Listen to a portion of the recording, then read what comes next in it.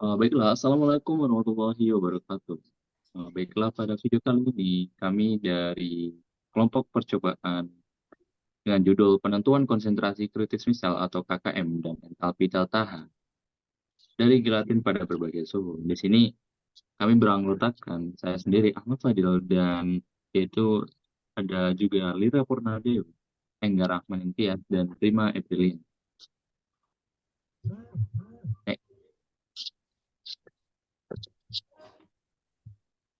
Tujuan dari percobaan ini adalah agar mahasiswa mampu mengetahui eh, titik titik konsentrasi kritis misal dan juga nilai perubahan entalpi dari larutan gelatin pada berbagai suhu. Selanjutnya, bagian dari landasan teori akan dijelaskan oleh Rima Aprilia. Pada Rima Aprilia dipersilakan. Menurut Wardana et al. 2019, surfaktan adalah suatu zat yang dapat menurunkan tegangan permukaan. Menurut Mahreni et al. 2021, nilai KKM berpengaruh terhadap aktivitas penurunan tegangan permukaan. Menurut Alipal et al. 2021, gelatin merupakan hasil hidrolisis kalogen yang berasal dari kulit sapi sebelum diproses menjadi gelatin.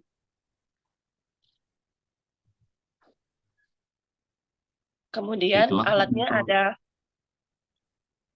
alat tegangan muka, bata pengaduk, bunsen, gelas kimia, gelas ukur, kaca arloji, kaki tiga, kawat kasa, labu ukur, piknometer, pipa kapiler, pipet volume, spatula, termometer, dan termostat. Bahannya ada aquades dan gelatin. baiklah untuk bagian selanjutnya yaitu prosedur kerja akan dibacakan oleh Enggar. Pada Ega dipersilakan. Baiklah, pada prosedur kerja pada percobaan ini yaitu pada 5 gram gelatin dilarutkan pada 1 liter aquades, kemudian dipanaskan agar gelatin dapat larut dengan sempurna. Kemudian diencerkan pada labu ukur 1000 mili untuk mendapatkan konsentrasi yang akan ditentukan. Kemudian pada konsentrasi tersebut dimasukkan ke dalam piknometer.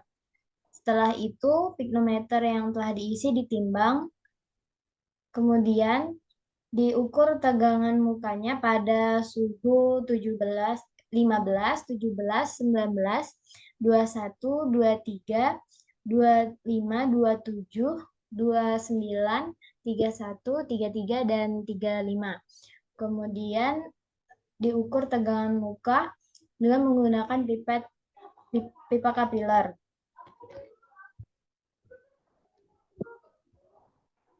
Baiklah, selanjutnya setelah dari prosedur kerja ini didapatkan beberapa hasil dan juga pembahasan di mana hasil dan pembahasannya akan disampaikan oleh Lira. Pada Lira dipersilakan. Baiklah, hasil dari pembahasan. Konsentrasi krisis misal atau KKM itu merupakan konsentrasi dari surfaktan dalam jumlah besar, di mana misal tersebut mulai terbentuk. Misal sendiri merupakan suatu agregat dari molekul surfaktan yang terdispersi dalam suatu koloid cair. Nah, misal hanya terbentuk apabila konsentrasi surfaktan lebih besar daripada konsentrasi krisis misal dan temperatur sistem lebih besar daripada konsentrasi krisis misal. Surfaktan sendiri merupakan suatu zat aktif permukaan yang terdiri dari dua gugus yang berlawanan, yang dimana terdapat bagian hidrofobik, yaitu bagian yang dapat bereaksi dengan air, dan juga bagian hidrofilik yang bersifat lebih polar. Nah, pada misal, bagian yang bersifat hidrofilik akan menyatu dengan air dan mengendap ke dalam. Sedangkan pada bagian lain, hidrofiliknya di bagian luar yang langsung bersentuhan dengan air. Pada percobaan ini dilakukan dengan beberapa konsentrasi, yang dimana yaitu konsentrasi 2,10, 2,20, 2,22, 2,24, 2,26, 2,28, 2,30, 2,32, 2,34, 2,38, 2,36, 2,40, dan juga 2,50. Adapun tujuan dari percobaan ini yaitu untuk menentukan konsentrasi krisis misal surfaktan pada pelarut dan kemudian menentukan nilai entalpinya. Nah, pada percobaan pertama yaitu pada konsentrasi 2,10 yang dimana yang seperti yang sudah dibilang tadi digunakan beberapa suhu, yaitu suhu dari 15 hingga suhu 35. Percobaan dilakukan dengan menimbang piknometer kosong yang dimana didapatkan nilai W1 yaitu pada konsentrasi 2,10 didapatkan piknometer kosong yaitu 45,590. Dan juga W0 itu merupakan piknometer yang telah diisi tadi, yaitu bernilai 21,259. Kemudian didapatkan densitasnya yaitu 0,97332.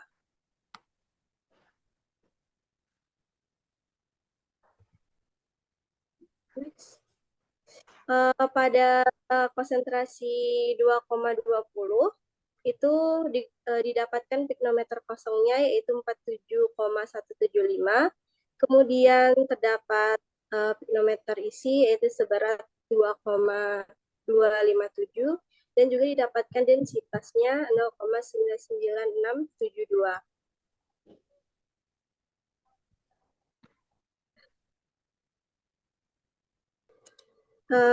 Pada konsentrasi 2,22 yaitu didapatkan piknometer kosong seberat 46, piknometer isi yaitu seberat 46,345 dan didapatkan piknometer kosong seberat 20,730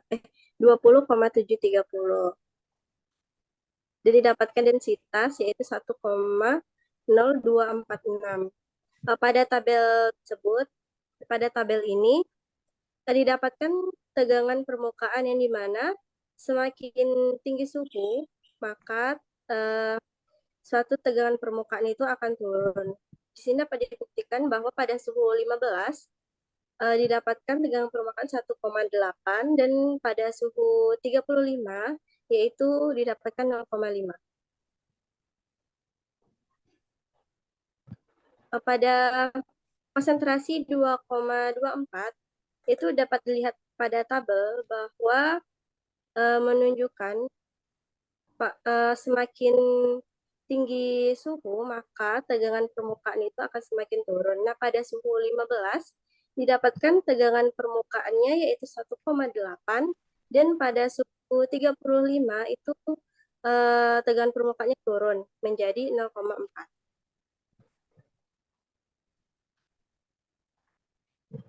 Pada variasi konsentrasi 2,26 sama seperti sebelumnya yang dimana pada suhu 15 itu didapatkan tegangan permukaan 1,2 dan semakin tinggi suhu yang digunakan itu tegangan permukaannya itu semakin turun yang dimana didapatkan 0,9 pada suhu 35 derajat Celcius.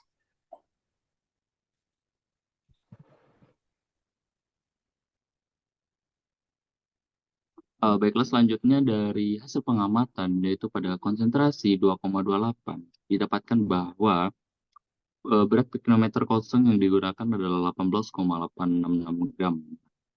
Dan juga pada piknometer yang telah diisi dengan larutan gelatin, itu sebesar didapatkan tuh 43,243 gram. Nah, didapatkan densitasnya yaitu 0,9750 dan dari pengukuran ini didapatkan nilai delta H dan juga hasil pengukuran tinggi kenaikan larutan pada pipa kapiler itu menunjukkan bahwa semakin tinggi suhu suhu tidak berpengaruh terhadap tinggi pipa kapiler. Hal ini tidak sesuai literatur bahwa seharusnya semakin tinggi suhu, maka dari tinggi yang didapatkan larutan pada pipa kapiler itu harusnya semakin rendah karena tegangan permukaannya semakin turun pada suhu yang tinggi. Next. Nah, selanjutnya pada konsentrasi 2,30 didapatkan berat piknometer kosong itu sebesar 21,726 gram. Dan berat piknometer yang telah diisi dengan larutan itu memiliki berat 46,691 gram, di mana densitasnya adalah sebesar 0,9986 gram. Nah, dari pengukuran ini, itu tuh dapat dihitung eh tinggi dari pipa kapilernya, yaitu dari hasil percobaan. Hasil yang didapatkan adalah tidak beraturan, di mana harusnya semakin tinggi suhu, itu tuh tinggi larutan yang naik pada pipa kapiler itu harusnya semakin rendah karena tegangan permukaannya itu semakin turun. Nah, next.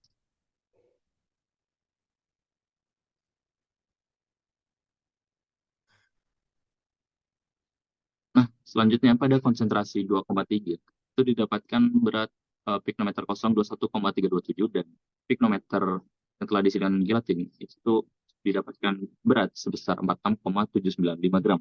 Nah, densitasnya itu lebih tinggi dari konsentrasi sebelumnya, yang menandakan berarti densitas ini menunjukkan bahwa pada semakin tinggi konsentrasi itu tuh semakin banyak partikel-partikel molekulnya, yaitu densitas pada konsentrasi 2,232 yaitu 1,01872. Nah, dari pengukuran ini didapatkan bahwa tinggi dari kenaikan daripada pipa kapiler dari larutan gelatin itu tuh tidak beraturan juga, sama seperti pada percobaan di konsentrasi sebelum-sebelumnya. Harusnya itu semakin tinggi suhu harus semakin eh, naiknya semakin tinggi pada pipa kapilernya. Nah, pada percobaan ini hasilnya tidak beraturan. Hal ini disebabkan pada harusnya itu pipa kapiler yang digunakan adalah satu pipa kapiler digunakan untuk satu konsentrasi dan satu suhu. Next. Nah, selanjutnya adalah pengukuran pada konsentrasi 2,34, di mana pada konsentrasi ini piknometer yang digunakan memiliki berat kosong yaitu 17,137 gram dan berat yang telah diisi yaitu sebesar 42,138 gram. Nah, densitas yang didapatkan yaitu 1,004. Nah, densitas ini malah lebih rendah daripada densitas yang didapatkan pada 2,32. Nah, hal ini mungkin disebabkan karena kesalahan dari praktikon. Nah, selanjutnya diukur tinggi dari eh, kenaikan larutan pada pipa kapiler, di mana hasilnya sama juga pada konsentrasi sebelumnya, di mana hasilnya tidak beraturan, yang menjadikan suhu dan konsentrasi tidak terlalu berpengaruh terhadap kenaikan atau tinggi dari pipa kapiler tersebut. Next.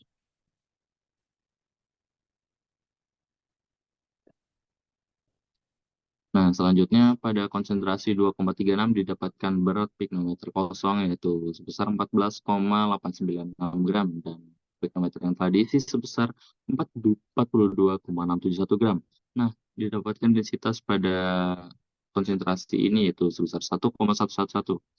Nah, densitas ini lebih besar daripada konsentrasi sebelumnya, berarti hal ini sesuai dengan literaturnya, yaitu semakin tinggi densitas maka konsentra, eh, konsentrasinya juga ikut naik. Nah, dari hasil pengukuran menyatakan bahwa eh, hasil yang didapatkan itu juga tidak sesuai karena seharusnya semakin tinggi suhu maka itu akan mempengaruhi terhadap tinggi dari pipa kapilernya. Nah, dari hasil yang didapatkan ini tidak sesuai, karena seharusnya semakin tinggi suhu maka tegangan permukaan semakin turun, dan juga kenaikan larutan dalam pipa kapiler akan semakin naik. Next. Nah, selanjutnya pada konsentrasi 2,38 didapatkan berat pikometer kosong yaitu 17,225 dan berat pikometer yang telah diisi 42,2 gram. Nah, itu dari densitas yang didapatkan turun dari konsentrasi sebelumnya. Hal ini menandakan terdapat juga kesalahan praktikan. Nah, selanjutnya diukur ketinggian dari kenaikan larutan pada pipa kapiler, di mana hasilnya sama seperti percobaan sebelumnya. Berdasarkan percobaan, suhu dan konsentrasi tidak mempengaruhi dari kenaikan tinggi larutan pada pipa kapiler. Next. Nah, selanjutnya pada konsentrasi 2,40, di mana piknometer kosongnya adalah 18,866 gram dan piknometer yang terisi yaitu 43,120 gram. Nah, densitasnya turun dari konsentrasi yang lebih kecil dari sebelumnya, yaitu 0,9701. Nah, ini tuh menandakan bahwa eh, densitas dari gelatin itu akan cenderung lebih naik pada konsentrasi 2,36. Nah, itu tuh berdasarkan literatur hanya sesuai karena pada konsentrasi tertentu densitas gelatin itu justru lebih tinggi ketimbang dari konsentrasi yang lebih tinggi lagi. Nah, dari pengukuran pada konsentrasi ini itu didapatkan ketinggian larutan yang naik pada pipa kapiler itu yang tidak terpengaruh oleh suhu, hasilnya tidak beraturan, yang menandakan ini terdapat kesalahan pada praktikan. Namun pada hasil yang didapat ini dapat diketahui bahwa ketinggian larutan pada pipa kapiler itu lebih tinggi daripada konsentrasi sebelumnya. Next. Selanjutnya pengamatan pada konsentrasi 2,50, di mana berat piknometer kosong adalah 21,364 gram dan berat piknometer berisi yaitu 45,875 gram. Nah, densitas yang didapatkan adalah 0,98044 dan hasil pengukurannya juga sama, tidak beraturan, tidak terpengaruh oleh suhu terhadap kenaikan dari larutan pada pipa kapiler. Next.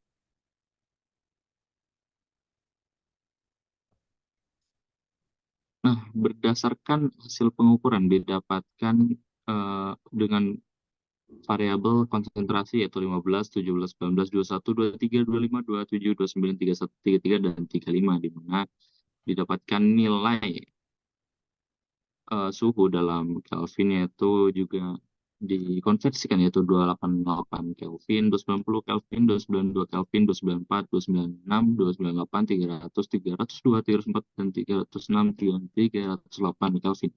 Nah, didapat nilai 1 per T yaitu di mana 1 per T-nya dari konsentrasi suhu 15 sampai suhu 35 itu semakin turun, dan nilai KKM yang didapatkan dari suhu itu dari suhu 15 sampai suhu 35 itu cenderung semakin turun, dan nilai LEN KKM dari nilai KKM ini didapatkan bahwa eh, konsentrasi kritis misal itu tuh menandakan bahwa semakin tinggi suhu maka tegangan permukaan dari surfaktan yang membentuk misal itu semakin turun tegangan permukaannya. Nah, dari LEN KKM itu tuh nilai dari berdasarkan konsentrasi variabel suhu dari suhu 15 ke suhu 35 itu semakin turun nilainya, menandakan tegangan permukaannya semakin turun. Nah, dari nilai delta G itu tuh juga turun. Nah, pada nilai delta H juga delta H itu menunjukkan angka yang sama atau stabil, dan delta S adalah nilainya atau nilai dari ketinggian pipa kapiler itu tuh tidak terpengaruh dari suhu berdasarkan percobaan. Next. Selanjutnya grafik akan dijelaskan oleh Enggar dan Rima. Untuk grafik awal akan dijelaskan oleh Enggar. Kepada Enggar dipersilakan. Baiklah, pada hasil yang didapat dari perhitungan dibuat grafik hubungan tegangan permukaan terhadap konsentrasi pada suhu 15 derajat Celcius, di mana pada suhu 15 derajat Celcius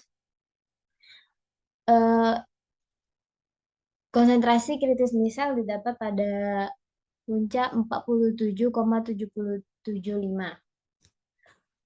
Kemudian nilai regresi yang didapat yaitu 0,0002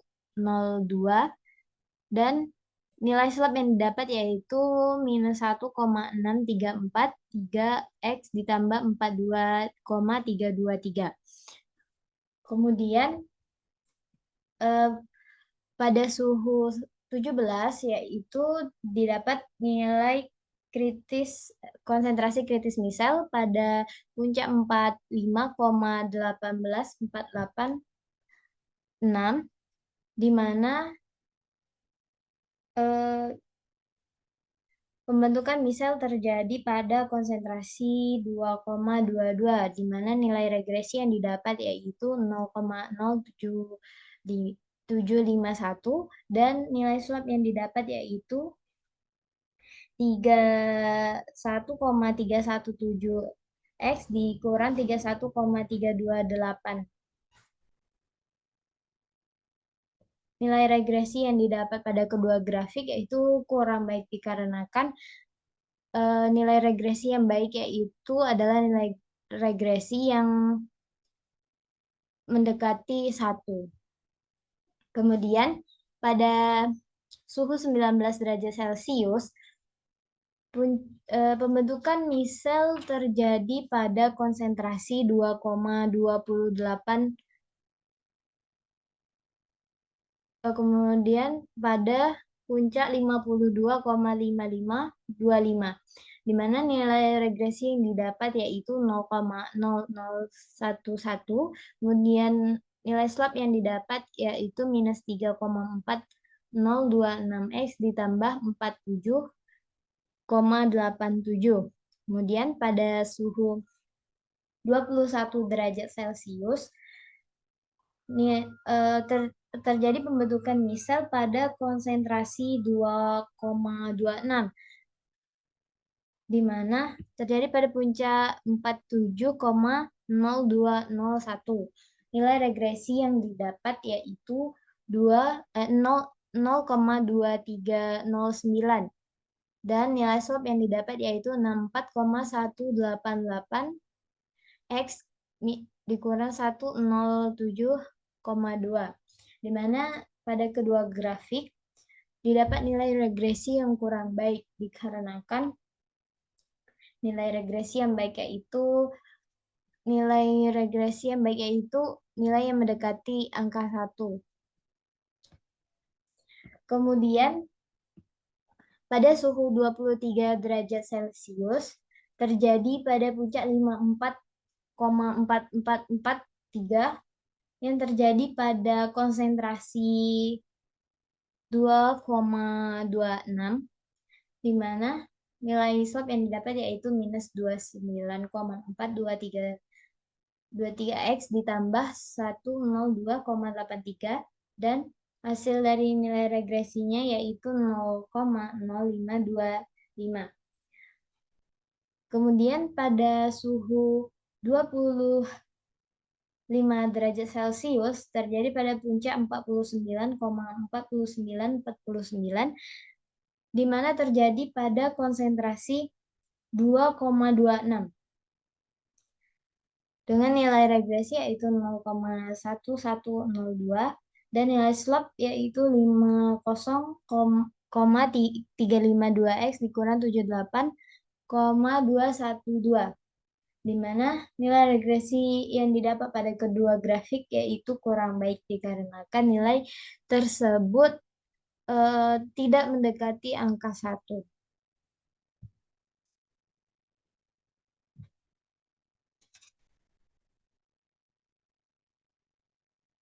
Kemudian pada suhu 20 derajat Celcius, di mana terjadi konsentrasi kritis misal pada konsentrasi 2,26 pada tegangan 54,4443. Kemudian nilai regresi yang didapat yaitu 0,183 dengan nilai slope yaitu minus 56,781 X ditambah 163,01. Selanjutnya pada suhu 29 derajat Celcius itu terbentuk misal dengan nilai tegangan permukaan yaitu 45,386,62 dan didapatkan nilai regresi 0,0006 di mana nilai regresi tersebut tidak dikatakan baik karena nilai tersebut tidak mendekati 1. Next.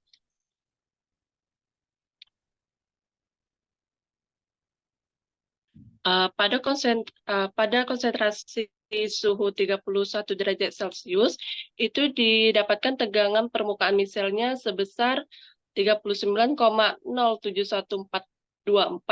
dan didapatkan nilai regresi 0,0102, di mana nilai regresi ini tidak dikatakan baik karena jauh untuk mendekati angka 1. Selanjutnya, konsentrasi pada suhu 33 derajat Celcius, di mana terbentuk tegangan permukaan misal yaitu 45,3862, di mana nilai regresinya yaitu 0,1401, di mana nilai ini tidak baik karena tidak mendekati 1. Next. Pada suhu 35 merupakan suhu terakhir yang digunakan. Pada suhu ini titik KKM diperoleh pada konsentrasi 2,28 dengan tegangan permukaan sebesar 31,0537 sehingga membentuk nilai regresi 0,0681 dengan persamaan garis Y 29,964 X min 47,234. Nilai regresi yang didapatkan adalah nilai yang kurang baik karena jauh dari angka 1.